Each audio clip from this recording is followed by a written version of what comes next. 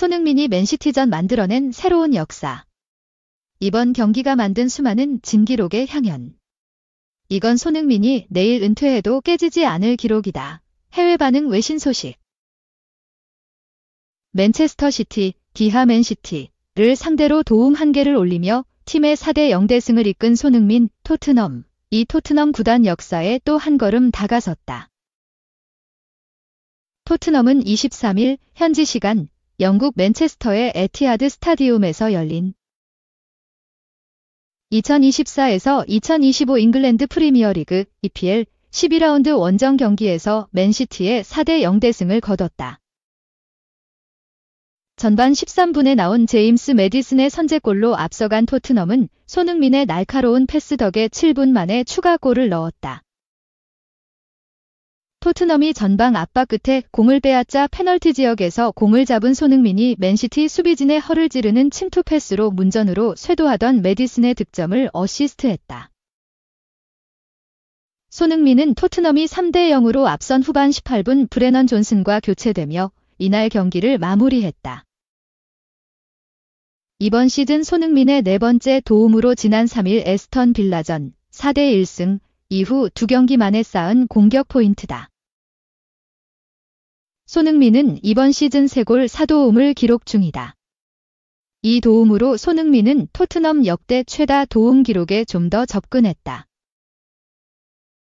현재 EPL 통산 66도움을 기록 중인 손흥민은 토트넘 역대 도움 2위에 올라 있다. 이 부문 토트넘 역대 1위는 이피올이 출범한 1992년부터 2004년까지 토트넘에서 뛰었던 데런 앤더튼이다. 앤더튼의 EPL 도움이 몇 개인지는 제각각인데 축구 기록 통계 매체인 옵타는 68개로 기록하고 있는 반면 토트넘 구단이 지난 9월 발표한 집계에는 67개로 되어 있다. 다만 EPL 공식 홈페이지는 68개로 집계하고 있어 전자일 가능성이 더 높다. 하지만 67개든 68개든 손흥민이 이번 시즌 내 도움 기록을 경신할 가능성이 크다. 손흥민은 2015에서 2016 시즌 EPL 데뷔 후 지난 시즌까지 9시즌 동안 매 시즌 평균 7개에 가까운 도움을 올려왔다. 특히 지난 5시즌 동안은 8.6개로 골 못지않게 도움을 쌓아왔다. 이번 시즌 손흥민은 부상으로 인해 초반 꽤 많은 경기에 결장했음에도 리그 9경기에서 4개의 도움을 올리고 있다. 윌프리드 은디디, 레스터시티. 미켈 담스고르, 브렌트퍼드. 유리 틸레망스, 에스턴 빌라와 함께 공동 4위에 해당한다. 이 손흥민 계약 해지설 헛소문, 토트넘. 손과 동행 이어간다 길년 연장 옵션. 독일 매체 스카이 스포츠의 플로리안 플레텐베르크 기자는 24일 미하 한국 시간 손흥민은 다음 시즌에도 토트넘에서 뛸 것이다. 토트넘은 이에 대해 100% 확신하고 있다. 토트넘은 손흥민을 여전히 팀의 에이스로 간주하고 있다. 기존 계약에 포함된 1년 연장 옵션을 발동해 손흥민을 다음 시즌까지 잔류시킬 계획이다 라고 보도했다. 앞서 스포츠 매체 빈스포츠는 23일 손흥민 계약에는 자동으로 1년 연장할 수 있는 옵션이 포함됐다. 하지만 양측은 이를 발동하지 않고 선수가 새로운 도전을 모색할 수 있도록 허용하기로 결정한 것으로 보인다라고 보도했다. 이어 손흥민은 최근 튀르키예의 갈라타사라이를 포함해 다른 클럽과 연결되고 있다라고 덧붙였다. 또한 손흥민은 다른 유럽 리그로 이적하거나 심지어 아시아로 돌아갈 수 있다라고 전했다. 영국 매체 데일리 메일도 비슷한 분석을 내놓았다.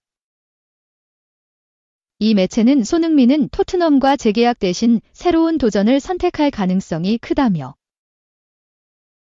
1에서 2년의 단기 계약보다는 자신의 커리어를 새롭게 설계할 시점에 이르렀다고 판단했을 수 있다라고 언급했다. 최근 손흥민 재계약을 두고 많은 이야기가 오가고 있다. 현지에서는 1년 옵션 발동 가능성에 대해 이야기하고 있다. 이적 시장 전문가 파브리치오 로마노는 토트넘이 손흥민과 계약을 2026년 6월까지 연장하는 계약 조항을 발동하는 절차를 시작했다라며 손흥민은 최소한 기존 계약보다 한 시즌 더 토트넘과 동행한다라고 언급했다. 플라텐버그 기자와 로마노 기자 모두 손흥민의 잔류 가능성을 높게 평가했다. 그러나 토트넘의 현재 태도에 손흥민이 불만을 드러냈다는 보도까지 나왔다. 스페인 매체 피차헤스는 18일 손흥민은 구단이 제안한 계약 연장 조건에 불만이 있다. 팀이 현재 조건과 동일한 수준으로 계약을 갱신하려는 계획 때문이다. 손흥민은 자신의 뛰어난 성과를 고려할 때 이와 같은 제안이 불충분하다고 느낀다라고 보도했다. 이어 손흥민은 자신의 헌신과 성과가 계약 기간과 급여 면에서 개선된 조건으로 받을 만하다고 느낀다라고 덧붙였다. 손흥민의 미래는 불투명하다. 1년 연장 옵션을 활용해도 장기적으로 팀에 남는다는 보장이 없다. 여기에 옵션을 사용하지 않고 계약 만료 후 팀을 떠날 수 있다는 보도까지 나왔다. 토트넘은 손흥민과 2021년 7월 마지막 계약을 체결했다. 당시 4년 계약을 맺은 양측의 동행은 2025년에 끝난다. 다만 토트넘이 1년 더 계약을 연장할 수 있는 옵션을 보유한 걸로 알려졌다. 보도에 따르면 토트넘은 당장 손흥민과 새 계약을 맺기보다는 기존 옵션을 발동하는 쪽으로 마음을 굳힌 걸로 보인다. 2015년 8월 레버쿠젠을 떠나 2200만 파운드의 이적료로 토트넘과 5년 계약을 했던 손흥민은 2018년 7월 재계약을 통해 2023년까지 계약 기간을 늘렸고 2021년 7월 두 번째 재계약을 하면서 2025년까지 뛸 예정이다. 2024에서 25 시즌을 마지막으로 손흥민과 계약이 끝나게 되면서 팬들은 재계약 여부에 관심을 쏟았다. 그러나 토트넘은 침묵을 지켜왔다. 지난 9월 손흥민은 가라바흐와 유럽 축구연맹, UEFA, 유로파리그 리그 페이지 1차전을 앞두고 열린 기자회견에서 재계약 관련 질문을 받고 남은 계약 기간 최선을 다할 것이라는 원론적인 답을 내놨다. 사실 토트넘과 손흥민 재계약 소식은 2023에서 24 시즌 초반부터 나왔다.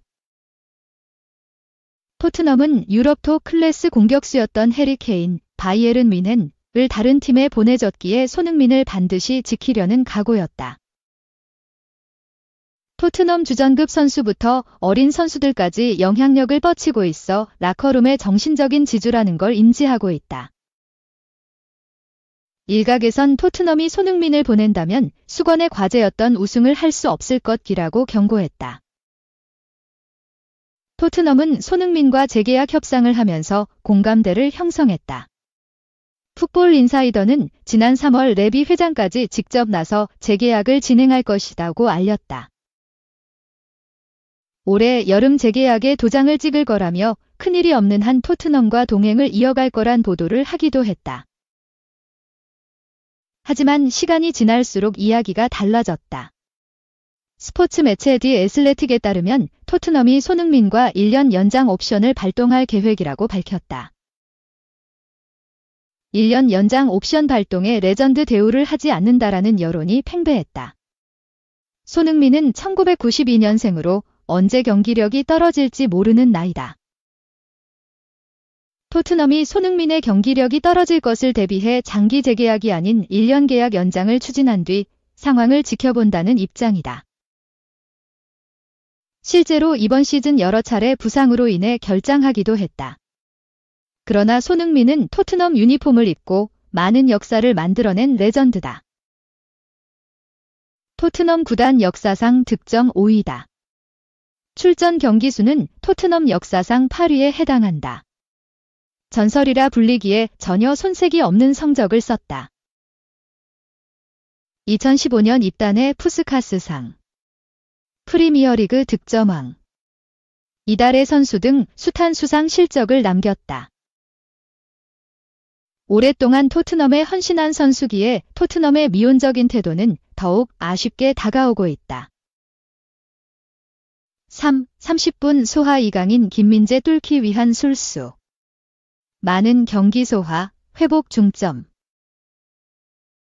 루이스 엘리케 감독은 이강인을 김민재를 뚫기 위한 술수로 낙점했다. 파리 생제르맹 (PSG는) 23일 오전 5시 디하 한국 시간 프랑스 파리에 위치한 파르크 대 프랭스에서 열린 2024에서 25 시즌 프랑스 리그앙 12라운드에서 툴루즈에 3대 0으로 승리했다. 이로써 PSG는 10승 2무, 승점 32점로 리그 선두를 공고히 했고 툴루즈는 4승 3무 5패, 승점 15점로 10위를 기록했다. 이날 이강인은 벤치에서 경기를 시작했다. 엘리케 감독은 데질에 두에 우스만 덴벨레, 마르코 아센시오, 브래들리 바르콜라를 공격진으로 가동했다. 아울러 후백 네베스와 워렌 자이르에메리를 3선에 배치했다. 일찍이 앞선 PSG였다. 전반 35분 네베스가 선제골을 넣으며 리드를 잡았다. 이후 PSG는 후반 69%의 점유율을 기록하며 툴루즈를 압도했다. 결국 후반 39분 루카스 베랄도의 쐐기골이 나왔다. 이후 후반 추가 시간 1분 비티냐의 추가골까지 터지며 3대 0 완승으로 경기를 마무리했다. 이강인은 후반 15분 두에를 대신해 투입됐다. 30분 남짓한 시간이었음에도 활발한 움직임을 가져간 이강인이었다. 축구 통계 매체 풍몹에 따르면 이강인은 30분을 소화하며 패스 성공률 92%, 기회 창출 2회, 태클 성공 1회, 걷어내기 1회, 리커버리 2회, 크로스 성공 2회, 공격 지역 패스 1회 등을 기록했다. 짧은 시간에도 공수양면으로 기여한 이강인이었다. 경기 직후 엘리케 감독은 선발 라인업에 대해 입을 열었다. 영국 매체 트리뷰나는 엘리케 감독의 말을 전했다. 엘리케 감독은 몇몇 선수들을 기용하려 노력했다. 왜냐하면 어떤 선수들은 장거리 이동을 했고 어떤 선수들은 많은 경기를 소화했기 때문이다. 항상 감독의 관점에서 생각하려 노력한다. 선수들이 회복할 수 있도록 배려하는 동시에 경기를 이기는 것이 가장 중요하다며 이유를 밝혔다. 이강인을 염두에 두고 한 말이다. 이강인은 11월 A매치가 열리기 전까지 계속해서 선발과 교체를 넘나들며 경기에 출전했다.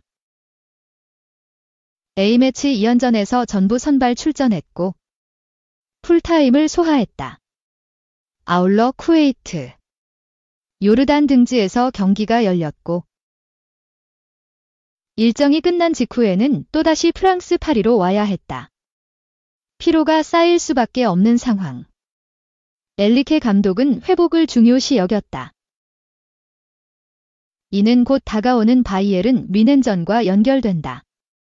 PSG는 오는 27일 2024에서 25 시즌 유럽 축구연맹 UEFA 챔피언스리그 UCL 리그 페이즈 5차전에서 뮌헨을 상대한다.